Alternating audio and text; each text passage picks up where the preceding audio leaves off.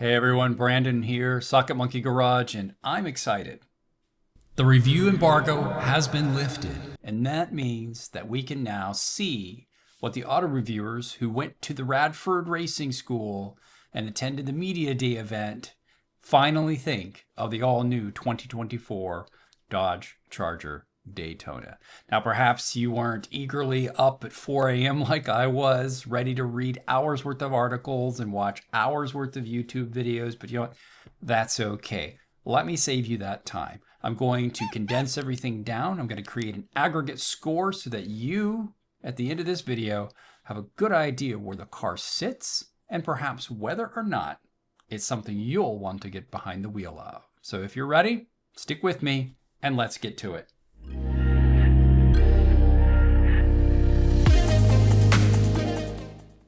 Wow, what a 12 hours it has been. I was up, I couldn't sleep, I just had to know what did everyone else think about the new Charger Daytona.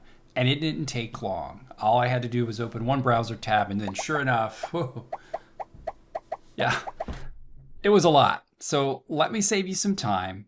Let me just cover the highlights, some of the lowlights, and a little bit of everything in between. And hopefully by the end of this video, both you and I will feel a little bit better about what we can expect out of this all-new Dodge Muscle EV.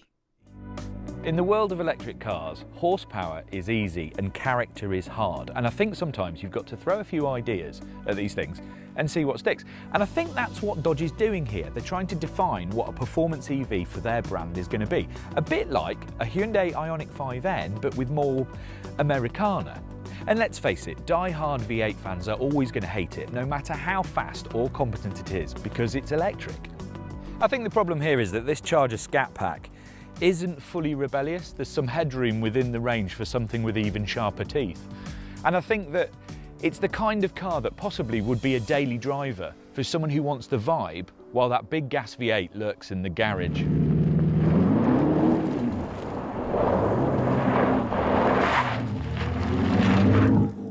So where does it all net out?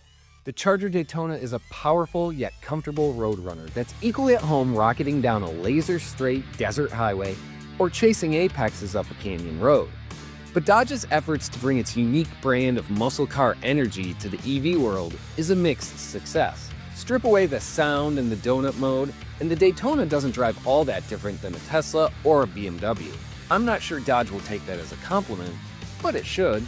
And yet, even without hearing or driving this car, we could have held the Charger Daytona up as proof that Dodge remains completely unhinged. In 2013, its parent company Stellantis paid a record-high $236 million fine for failing to meet America's corporate average fuel economy regs. The obvious fix for getting in the government's good graces would be to build an EV and hybrids and four-cylinders and smaller vehicles for the crossover-loving masses. And yet, Dodge's answer is a tail-wagging, eardrum-thumping, 3-ton, 2-door car that starts at $61,590. Uncle Sam might have twisted Dodge's arm into building an EV, but it wasn't a government stooge that dreamed up an electric tribute to America's thirstiest performance cars with 670 horsepower and a donut mode. All right, let's get to it. And, I'm not going to bury the lead. I'm going to go ahead and just say it. Overwhelmingly, after reviewing dozens and dozens of these reviews, watching hours worth of videos, the overall kind of score is positive. Now, I'll give you an actual score. I'll break it down by category, but the thumbnail doesn't lie. I think this thing, while not perfect, certainly impressed. I think it actually surprised a lot of people. Now, there are some controversial aspects, of this car. Obviously, the propulsion system, obviously that Fretsonic chambered exhaust, and everyone had their own opinions regarding those, but there are some commonalities, some common themes that emerged, and I'll point those out and I'll share them with you. But let's go ahead and get started. I'll kind of walk you through sort of how I started my day. I couldn't sleep. I got up. I was just wondering, what is it going to be? What is it going to be? And so I just jumped right on. I put the same search parameters that I do nearly every day when I'm looking to see what information can be found. And unlike the weeks, the days, and the months prior, I actually got quite a few results. Maybe you did too. And maybe you've been busy and haven't had the time that I've had today to go through it all. And that's what I'm here to do. I'm here to save you that time. And just real quick, let's cover some of those reviews. I'll start with some bigger names like Car and Driver. Car and Driver, their review overall was very positive. There was nothing too surprising here that they pointed out. And again, I do encourage you, if you are interested, to dig a little bit further into each of these reviews. Now, one thing that Car and Driver did mention, another thing that I noticed that Eric Tingwall over at Motor Trend mentioned, is the fact, and in fact, I'll just let him share it here, is the fact that the car can't do burnouts. Have you ever heard an EV that sounds like this?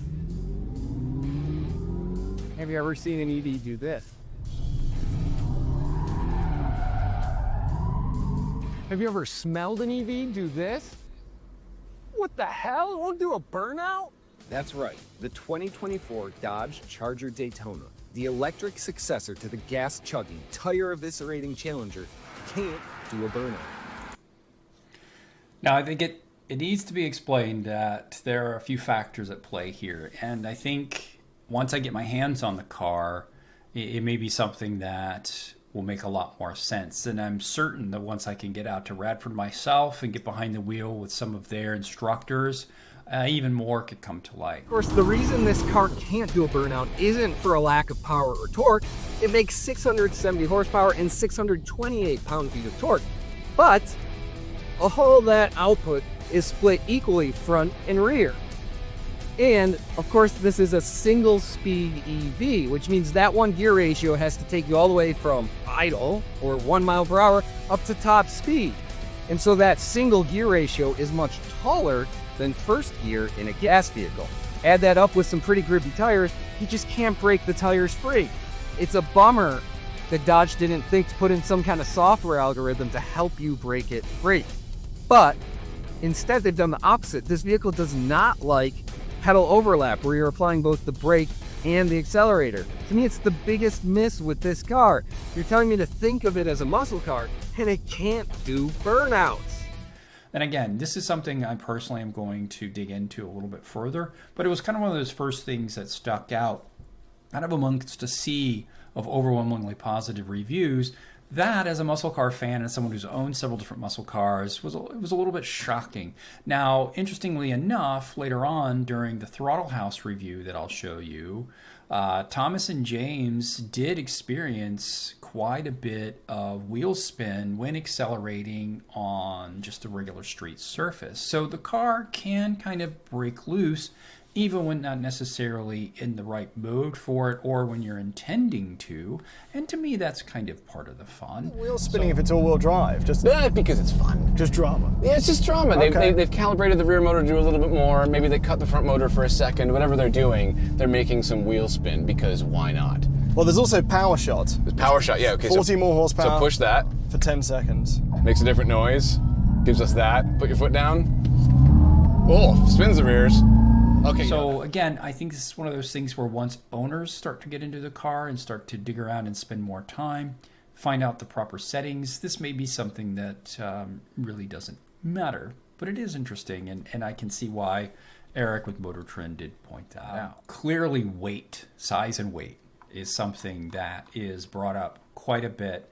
And I think I've said this before, the car is quite nearly the same dimensions from a length and width perspective. Now, granted, not the overall height perspective, but the same dimensions as the Kia EV9. And it weighs essentially the same. So we're talking 2.5 tons, 5,800 pounds. That is a behemoth. It's a beast of a car. And that is something that does come into play quite a bit during these reviews. Now, it's obvious that Dodge put a massive set of brakes on this car to help slow all of that mass down.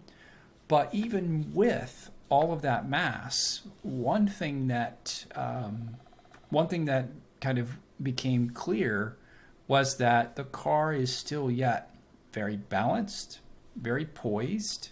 I think one reviewer even said, This Charger Daytona feels much more composed, like a much better handling vehicle than the Challenger it replaces. And that's for two main reasons. The first is that this vehicle was designed from the outset, the body structure, the chassis, for the most powerful versions that Dodge will make. And that's not true. If you look at the bones of that old Challenger platform, they set out and they only worked on those mainstream versions initially. And when it came time to make the SRT versions, they sat down and said, oh man, how are we going to do this? How are we going to strengthen it, stiffen it to handle this extra power and torque? They did that from the beginning. And with the battery installed, this vehicle is 50% stiffer than the Challenger it replaces. The second factor is the fact that the weight distribution and torque distribution is split evenly. Whereas the old Challenger, you had all this weight up front, sending all the torque to the rear. And so it understeered under braking when you're trying to trail brake it in the corners. And it liked to oversteer when you're applying power exiting those corners. That can be fun. That can be a ton of fun. But this vehicle feels far more ruthless and effective in cornering. I will have to give credit to the engineers at Dodge during the entire lifetime of that platform, the LC platform. They had really, I think, pushed it to its very limits as far as how it could perform. A platform that was designed and developed maybe in the late 80s and used in Mercedes, or at least parts of it used in Mercedes in the mid 90s, to have that existing in a car well into the 2020s is impressive. And to have it, granted it was never known for keeping up with some of its counterparts like the Mustang, like the Camaro, but it still performed pretty good for what it was. And now when you compare that to this new generation on the STLA Large platform, especially in EV form, with the balance of power equalized between both front and rear axles, as well as with the battery laying underneath, gives it a well-poised 50-50 weight bias, but also that 50-50 split in power, which helps the car in cornering even for something with its weight and size. What I would like to point out is one of the longest, if you're into long form car reviews, you want someone who gets deep down and detailed, I would highly recommend the Autotopian. I believe it was Sam here covers the car quite well. One of the most extensive detailed reviews that I have seen today.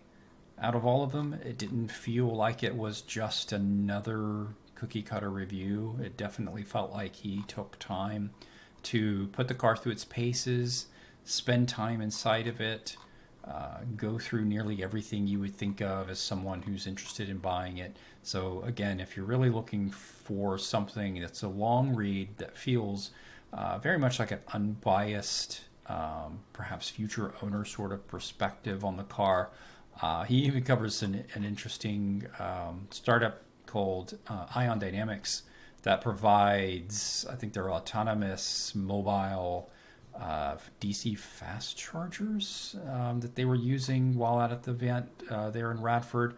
I would highly recommend that you give him a read. That being said, let's jump right over to Top Gear. So I know most of the reviews I've covered so far have been overwhelmingly positive, and I don't think it would quite honestly be much of a surprise to hear that the guys over at Top Gear didn't necessarily give the car its highest ranking. Now, I will say, and what I would encourage you to do is to watch the companion video that comes along with this review. It does kind of pretty much cover all of the highlights, and it is in their typical, very English cheeky style, but they've never really been enormously big fans, or at least maybe they've been a little additionally critical over American muscle cars. But still, a 7 out of 10 isn't necessarily that bad, especially for the first car of this generation. Let me just say, I had the first Challenger RT, the 09, that was the first on the LC platform. And while I absolutely loved the heck out of that car, it wasn't perfect. And over the years, I think 4 years later, I grabbed an SRT8 392. And then we know what the pinnacle of these cars became with the Demon 170. I think given that it's the first of its kind, it's the first opportunity for them to really truly get behind the wheel and experience it. 7 out of 10 is not bad. I will point out some of the good stuff they pointed out was it's sleek and powerful and more practical than it looks, and it makes loud noises. Bad stuff, not as naughty as Dodge would have you believe, makes loud noises. So there's that cheeky humor. And I will say that this isn't necessarily unique to their review. A couple of other of the reviews, I will say Throttle House, I want to say perhaps as well as Car and Driver. I've gone through so many of these now, I'm beginning to forget without consulting my notes here. Let me see one I've got. Give me a second real quick to grab those. I know, but the issue that I have is that if you design a car that can be an EV and can be a gasoline car, you will inevitably make compromises for either. And, to some extent, I can't disagree with that. Now, granted, until I drive the car myself, I won't know, do my opinions lean more towards the guys from Throttle House, or do they lean more towards, say, the reviewers from Top Gear, Car and Driver, and Motor Trend? Another area, another site that I thought would provide a little bit more of a balance, perhaps slightly negative slanting impression of the car was Mopar Insiders, given some of their coverage of the vehicle in the past. But quite honestly, I was pleasantly surprised to see that it was positive for the most part. In fact, the headline here says it all. The new generation Charger doesn't disappoint, even for this skeptic. And again, I highly recommend that you go through, watch a lot of these videos for yourself, skim through the articles, read them for yourself. Let's talk about that Fretsonic exhaust. That is probably beyond the propulsion system that this car is launching with the most controversial item regarding this car. Now, what I found fascinating is some information that Eric Tingwall with Motor Trend revealed during his review that I thought I would just go ahead and share with you as well. At this point, we have to talk about the most controversial aspect of the Dodge Charger Daytona, the way it sounds. The temptation to pull a Milli Vanilli using the Hellcat's vocals must have been strong, but the NVH team resisted and instead took a field trip to the old Viper assembly plant where the comfy crown jewels are now kept. There, they sampled the exhaust note of every vehicle in the historical collection. That's why you'll hear the wind-up of a Chrysler turbine car layered into the ignition sequence. And the car idles, quote-unquote, with the same 38 Hz primary frequency of the original Hemi. Those sounds originate from speakers powered by a dedicated 600-watt amp that are mounted to a 1.5 cubic foot enclosure mounted behind the rear fascia to give it the resonance and volume we've been conditioned to expect from a Dodge muscle car. The fact that the Chrysler turbine cars were sampled, that explains that startup sound. It seemed familiar, but I couldn't place it. The fact that it idles, so to say, at the same core frequency as a Hemi V8, I think is interesting. Another thing that came out of the review from Top Gear is the fact that it shakes the car, especially apparently on startup, much in the way that the outgoing cars with V8 ICE engines would on startup as well. Let's give that a listen too. Which are exhaust pipes on an electric car. Wait, what? Now that is called a Fretsonic chambered exhaust, and it's a couple of subwoofers and mid-range speakers with a 600-watt amplifier which actually push noise through some chambers underneath the car. And it is incredibly loud.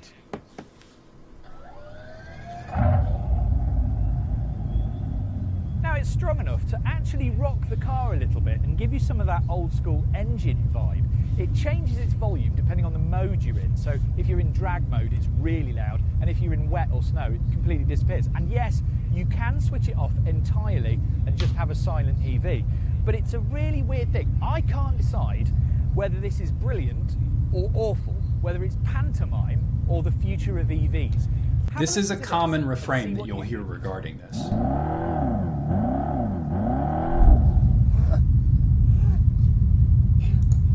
That's fine.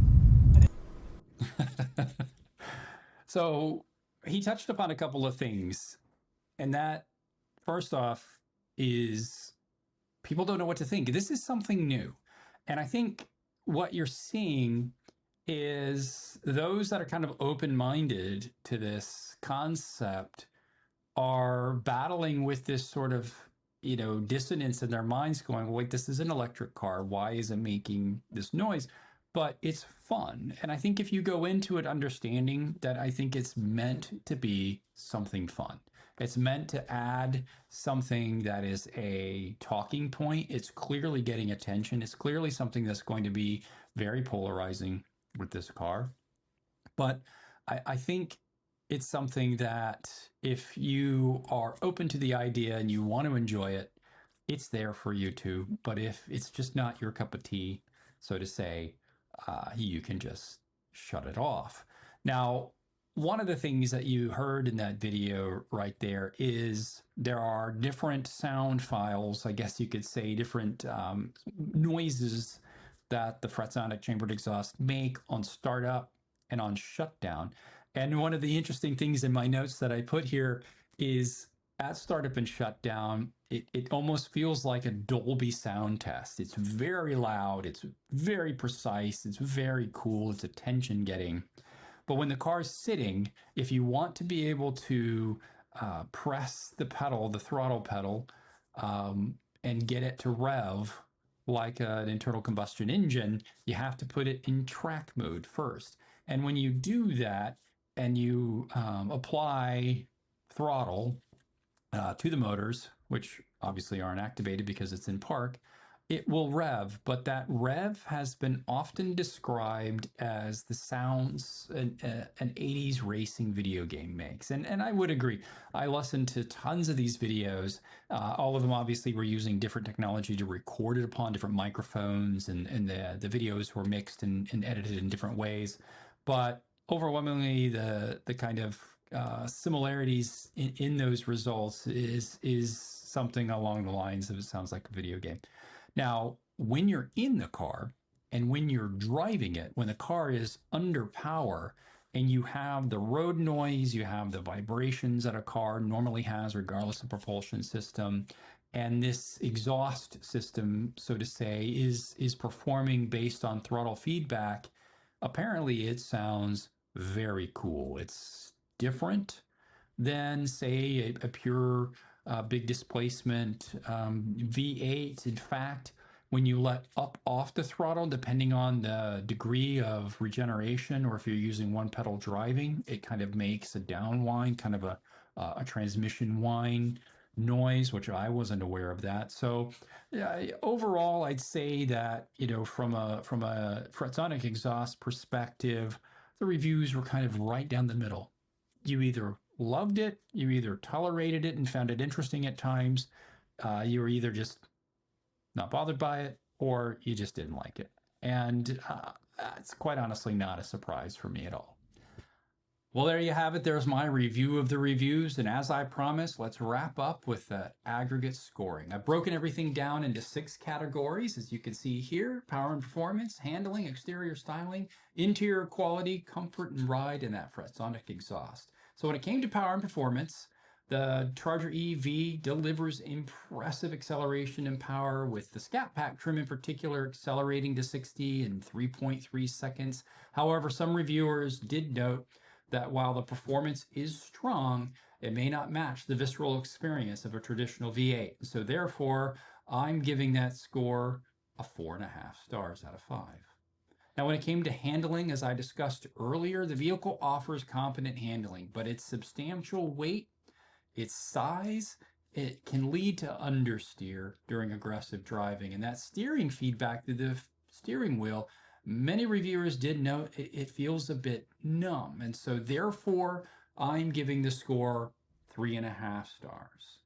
Exterior styling, again, very subjective score. I've found that most reviewers found it pleasant. It does successfully blend classic muscle aesthetics with modern elements. It received pretty good, high praise for its aggressiveness and yet still a sleek appearance. And so therefore exterior styling, that earns a 4.5 stars. Now, the interior quality I covered earlier. The cabin features high quality materials and a driver focused kind of layout, integrating modern technology seamlessly.